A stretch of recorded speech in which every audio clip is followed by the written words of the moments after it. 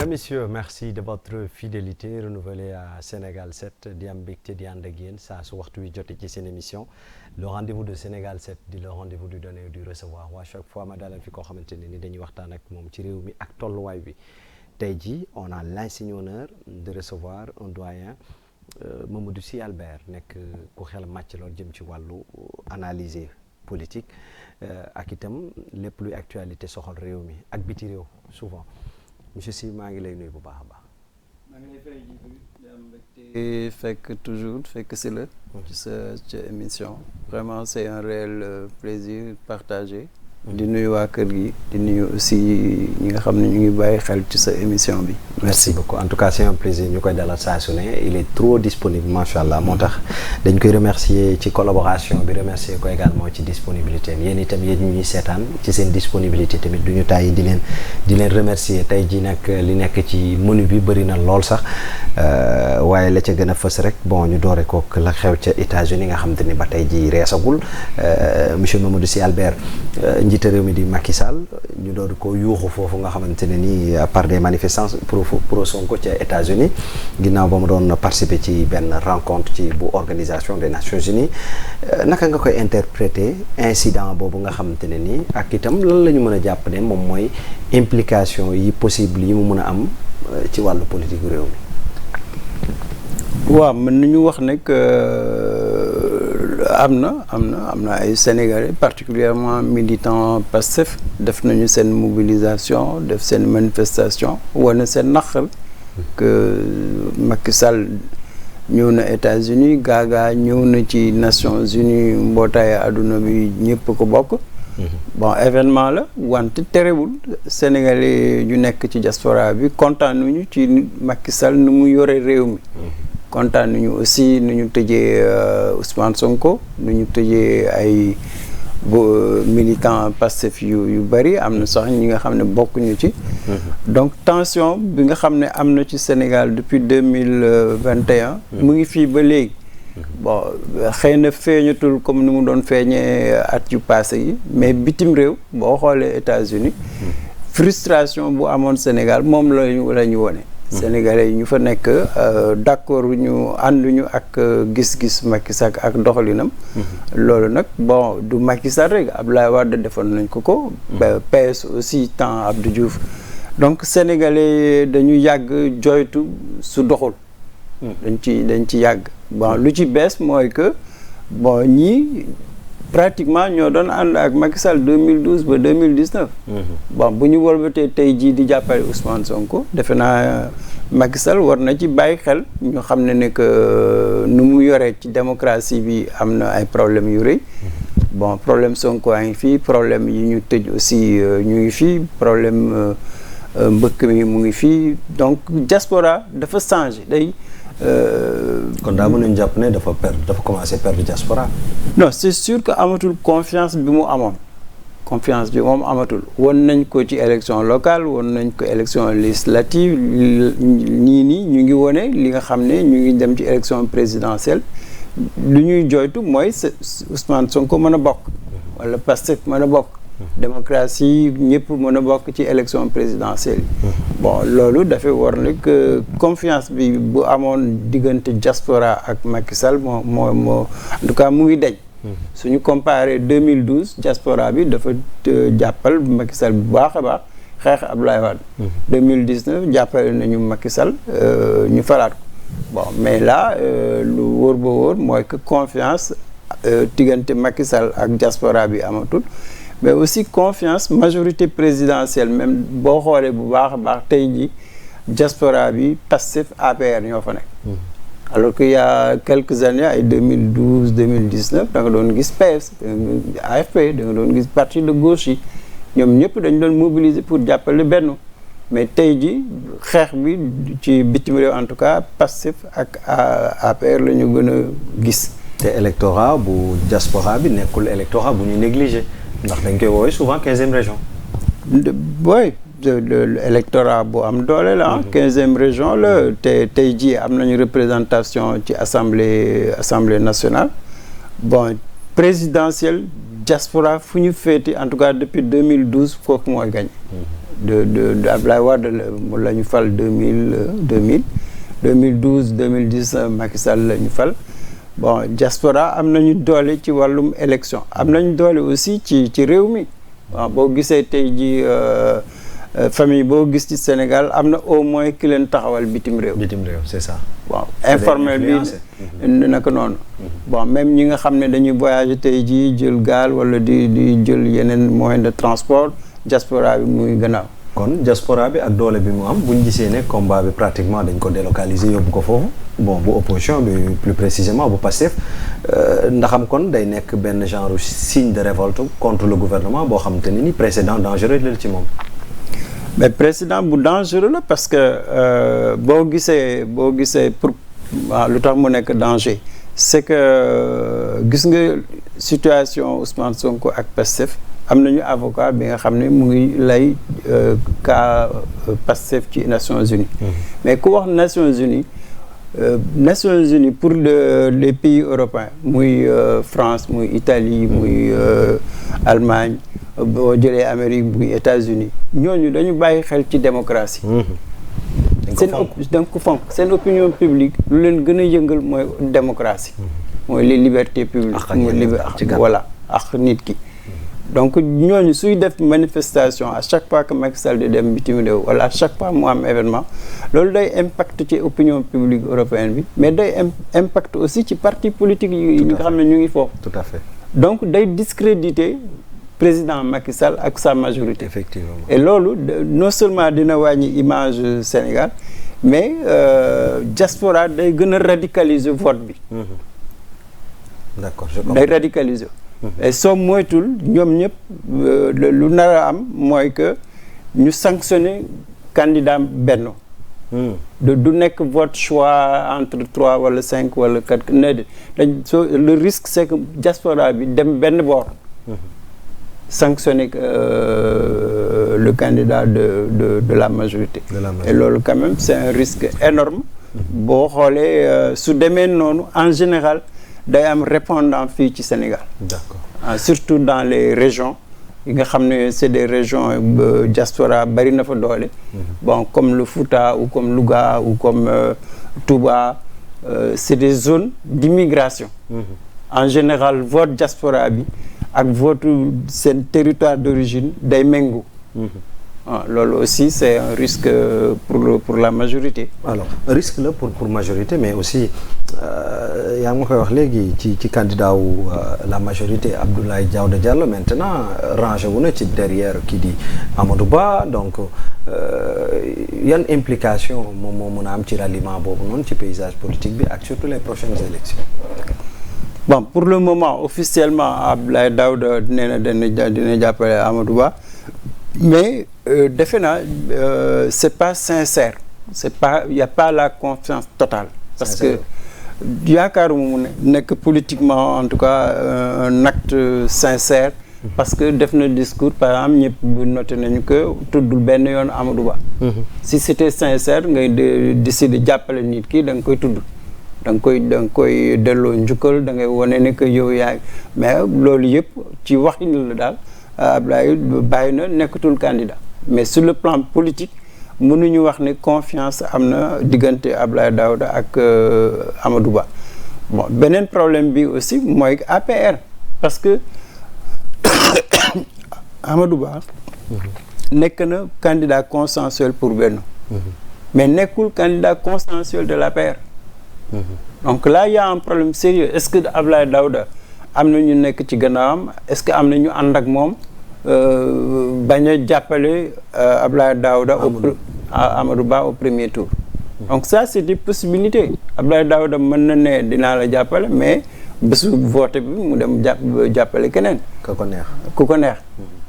Donc loolu aussi c'est un problème sérieux diggante Abdoulaye Daouda ak Amadou Ba wante diggante aussi APR ak Amadou Ba. Donc ba léegi bon xëy na bu ñu toogee ñoom ñëpp waa APR ñu discuter seen mbir am benn kàddu jëfe ko ou bien suñu discuter wul soo moytul Amadou Ba dina am lu ko bett ci biir APR.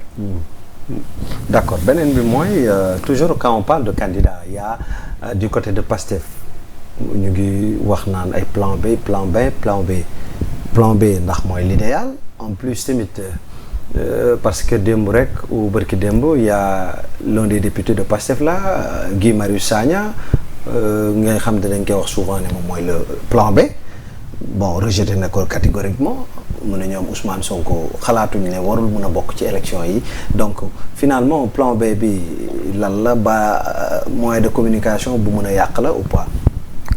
Non, pour le moment tant que Ousmane Sonko mu ngi en prison et que prisonnier Pastef ñu ngi leen di denc defe naa ñoom waa Pastef seen xeex mooy génne Ousmane fi mu nekk ak militants yi. Bon loolu defe naa loolu moo war a nekk seen taxawaay. beneen taxawaay bi mooy avocats yi nee nañu dañuy def recours pour au moins ñu bañ a dissoudre Pastef. ñaari xeex yooyu defe naa war nañu booloo en tout cas seen biir ba ñu dem ci xeex boobu fu mu yem su Ousmane Sonko génnee xayrul su génnul ñu xam ne génnul. Bon suñu libéré militants yi wala suñu leen libéré wul wala suñu amee possibilité ñu Pastef ñu dindi dissolution bi. loolu bataille boobu nañ ko mener jusqu'au bout maintenant bu bataille boobu warul tere plan B. Plan B aussi il faut mooy réalisme politique. c'est-à-dire que dinaa xeex pour Ousmane Sonko nekk candidat. mais rapport de force la mën nga gagner mën nga perte. mais sooy calculer nag ci bataille politique da ngay calculer ñaari mën nga am ndam comme mën nga am défaite. mais bu dee défaite am na il faut que Pastef taxaw xool plan B. mënul ñàkk ci politique. kon warul mën a ñàkk daal. non mënul ñàkk parce que boo xoolee sur le plan électoral Ousmane Sonko mën na bañ a nekk candidat. Pastef mën nañ ko dissoudre mu continuer di wéy. mais militant Pastef yi nga xam ne ñoom demuñu prison mais mënoo leen tere voter. et on peut penser à qui? Non, ils ont beaucoup de possibilités. Hein. Bon, je crois que quand même Pastef, ils ont assez de leaders au niveau de leur parti. Bon, il ne faut pas oublier aussi que ci biir Pastef am na yeneen parti. Am na RND, am na Yoonu Askan, am na ñeneen beaucoup de partis ñoo daje taxawal Pastef. Mais le plus important pour man mooy nañu d'accord ci choix bi. C'est possible d'avoir un choix, un plan B.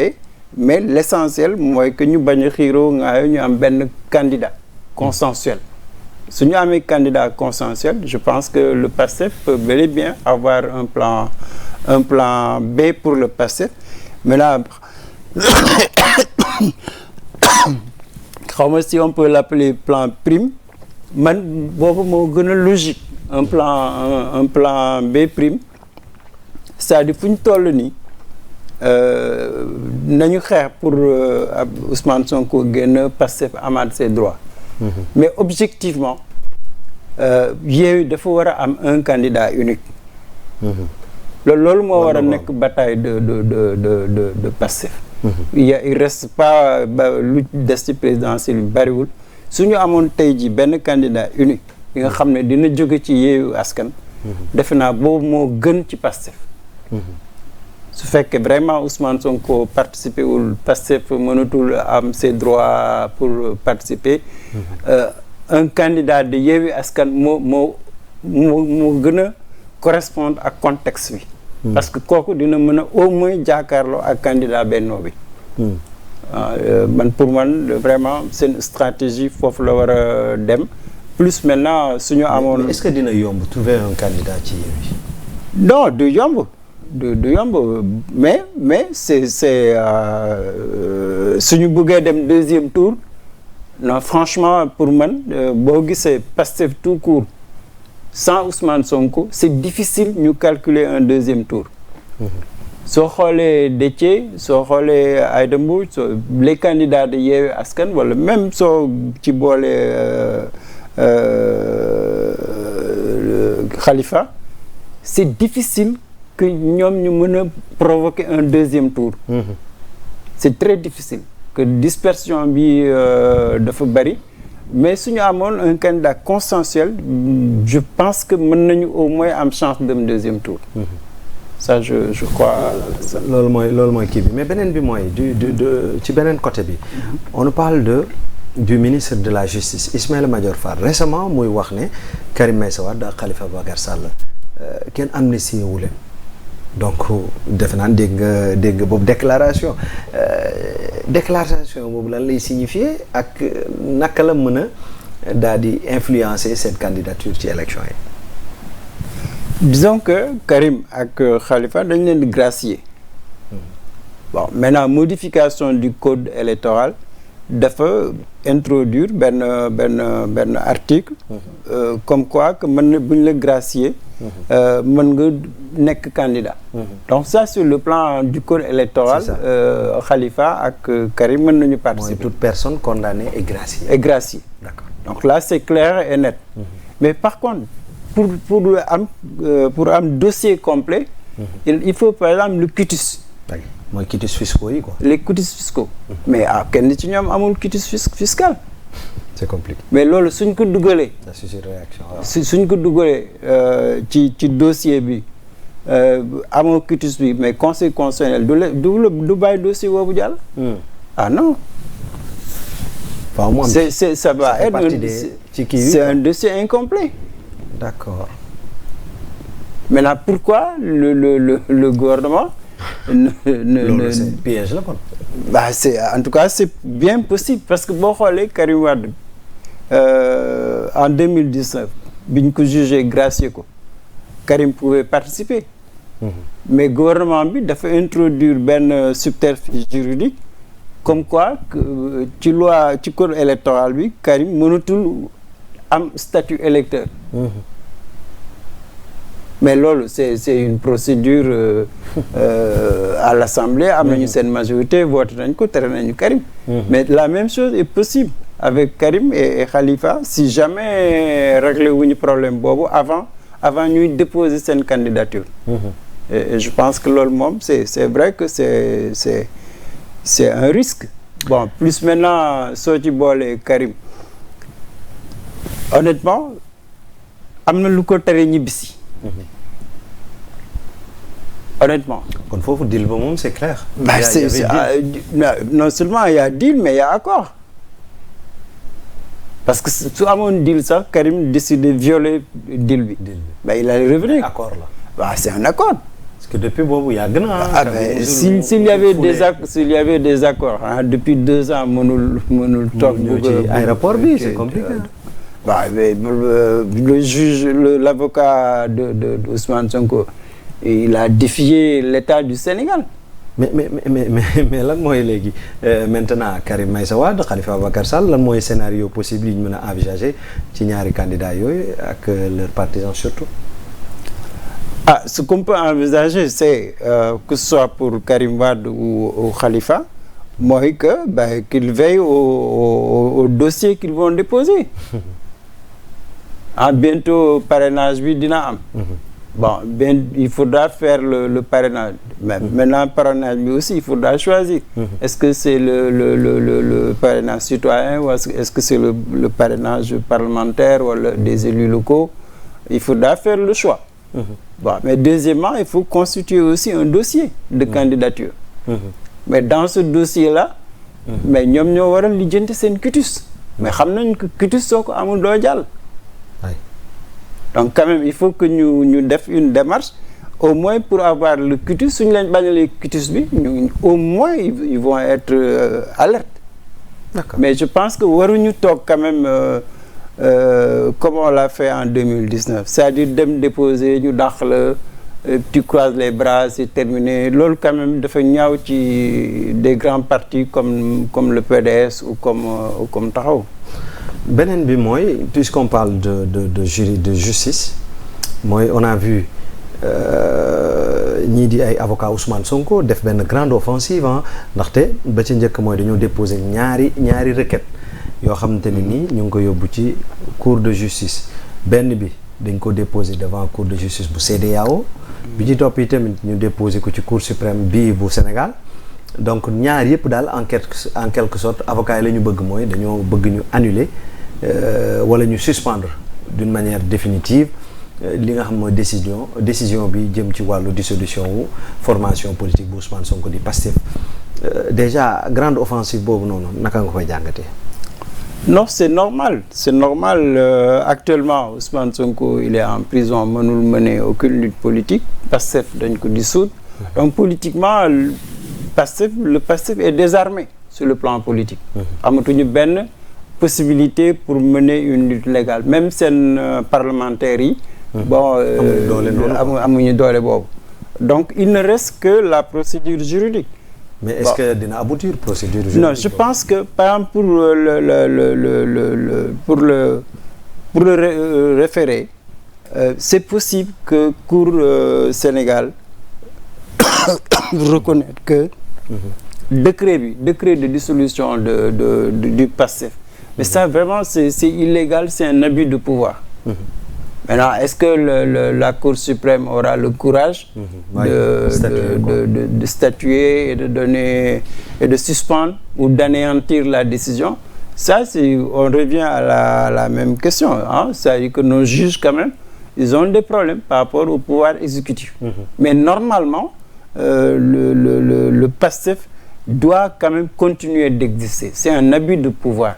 Parce que ba léegi, aucune décision de justice n'a prouvé que le PASTEF a commis des actes qu'on lui reproche. Il n'y a pas de jugement.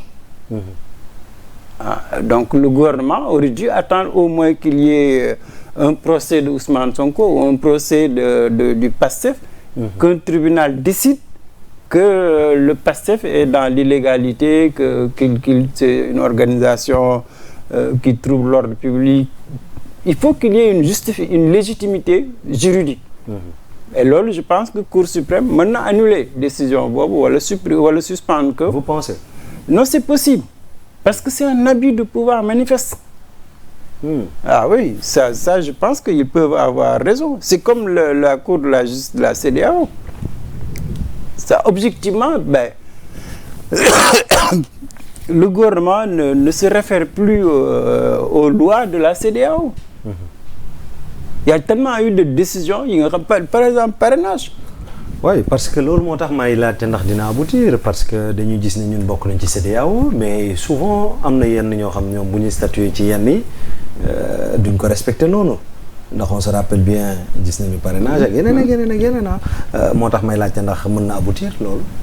Non, mën na aboutir mais c'est vrai que tu as raison que gouvernement Macky Sall bon lu ko arrangé lay def respecté wul en tout cas pour ce qui est de la CEDEAO le gouvernement le Sénégal a tourné le dos à la charte aux lois aux règlements qui régissent la CEDEAO. Ça moom c'est manifeste. Bon maintenant est-ce que le gouvernement va pour une fois espérons se plier? Ça c'est possible, en tout cas si la raison prévaut. Si la raison prévaut. Parce que suñu CEDEAO bu jëlee décision ñu bañ ko appliquer day gën a envenimer situation Sénégal. Ça c'est clair. ndax damay gis ne également tamit kii di ministre de la justice Ismaïla Madior Fall à chaque fois bu génnee wax ci dara dañu gis ne d'autres juristes dañuy génn indi def contre-pied bi lan la droit bi dañ ko dul wax wala également c'est la personne même qui dérange quoi.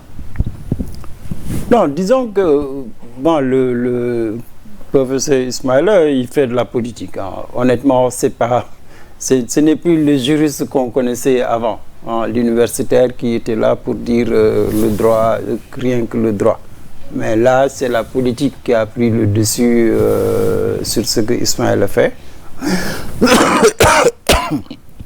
Maintenant bon il faut pas trop se faire d'illusions. Il est ministre de la justice, il est militant de l'APR, il est proche du président de la République. Mais kooku il a beau être un juriste constitutionnaliste, il est au service du président de la République. Donc ce n'est plus du tout l'universitaire ou le juriste. Et je pense que là il prend ses responsabilités maintenant qu'il l'assume aussi. Que les autres comme tu as ni nga ko waxee les gens qui sont dans les universités, qui enseignent le droit, qui sont préoccupés par la justice, la démocratie, ils n'arrêtent pas de dire au gouvernement qu'il y a un abus de pouvoir, qu'il y a une menace sur la démocratie. Maintenant, je crois, Sénégalais, nous avons décidé, parce que quand même, quoi qu'on dise, la justice est rendue au nom du peuple sénégalais. Donc c'est ce peuple-là qui doit trancher ces questions-là par peut-être sa mobilisation. Et peut-être aussi, après 2024, je crois qu'il y a quand même des réformes sérieuses de la justice. Ça quand même, le peuple sénégalais... Parce que le président Macky Sall, il y a urgence d'une réforme de la gouvernance mondiale. Amul urgence réforme gouvernance nationale, je veux dire. Mais elle est plus urgente chez nous qu'aux Nations Unies. Mais c'est évident. C'est évident que... les élections, dinañu libre, transparentes. Vous y croyez? Non, moi je crois pas trop aux déclarations de bonne foi. C'est à la pratique. Aujourd'hui, le ñepp lu ñu xaar mooy que Macky Sall du candidat, est-ce que dina nekk arbitre? Parce qu'il sera directeur de campagne aussi. Voilà, déjà, il ne pourra pas être arbitre.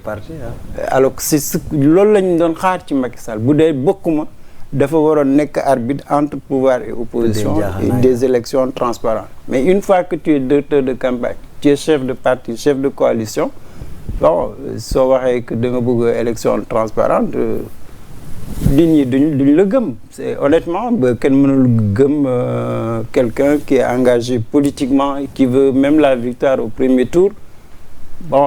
C'est difficile que nga gëm kooku. C'est compliqué en tout cas de toute façon. Beneen bi mooy peut-être avant de boucler, gis nañu tamit sànq xam nga fi ñu dooree wax ji mooy ci biti réew. Ci biti réew itam ñu gis ministre bi ñu dénk wàllu affaires étrangères ne joxe bataaxal comme quoi am na benn consul général ca Barça dañ ko daal di ubbi fi mu toll nii analyse bi lan lay doon, professeur? Non, c'est normal que nous ubbi suñu consulat, que quand même c'est des pays yi nga xam ne Sénégalais yi bari nañu foofu tànk, am na ñu bari ñu fa nekk. Mais yéexuñ ko def. Mais bien sûr, c'est ça qui est malheureux dans notre pays. Soo xoolee l'Union européenne aujourd'hui, ñoom seen taxawaay mooy ñu am seen pacte pour limiter l'immigration. Pour essayer de renforcer le retour au pays, pour que ces Africains bañ a jóge seen réew. Ils vont essayer d'aider les pays de transit. Mais l'Union européenne dafa am politique en direction des immigrés. Mais ñun Afrique ban politique la ñu am? Soo jëlee le cas du Sénégal, le Sénégal amul benn politique en matière d'accompagnement des immigrés. Mais soo amul une politique d'accompagnement et d'insertion de tes propres ressortissants, c'est évident que yow doo xalaat am ambassade ou doo am consulat. Et même d'ailleurs, pour la petite histoire, le personnel yu ñuy yónni dans les consulats ou dans les ambassades, c'est des politiciens. C'est des militants de partis, soit de la paix ou de la majorité. Même suñu diplomatie, aujourd'hui, amatul puissance d'influence bi mu amoon avant. On a plus des politiciens qu'autre chose. Soo gisee même le mécontentement de la diaspora. C'est lié à ça. C'est ça. C'est lié à ça. Ils ont tellement de problèmes, ils ne voient aucun ambassadeur, aucun consul, ils sont laissés à eux-mêmes. Et je pense que loolu, bu ñu amee consulat, c'est bien, mais il faut avoir une politique. La diplomatie, c'est une politique d'influence. Soo amul politique d'influence, tu peux pas protéger tes ressortissants. Mu ngi noonu. Alors doyen ma bàyyi la peut-être looy tàggatoo wala lan nga bëggoon ñu aborder te mujj ñu ko aborder ñu bàyyi la rek analyse bu mujj. Non, mbégte toujours di partager. C'est important quand même que nit ñi waxtaan sur l'actualité politique. Peut-être que Sénégalais yi aussi bàyyi xel ci li nga xam ne c'est l'actualité fi ñu nekk nii mais c'est sûr et certain actualité bi suñ ci bàyyi xel am na lu mu mën a yàq ci présidentielle 2024 donc nit ñi waruñu xaar ba loolu dal pour soog a crier à la violence ou à des chamailleries. Les problèmes sont là. Nañu am courage affronter problème bi mu bañ ñu dal d'ici 2024. Sinon bon di la remercier bu baax a baax.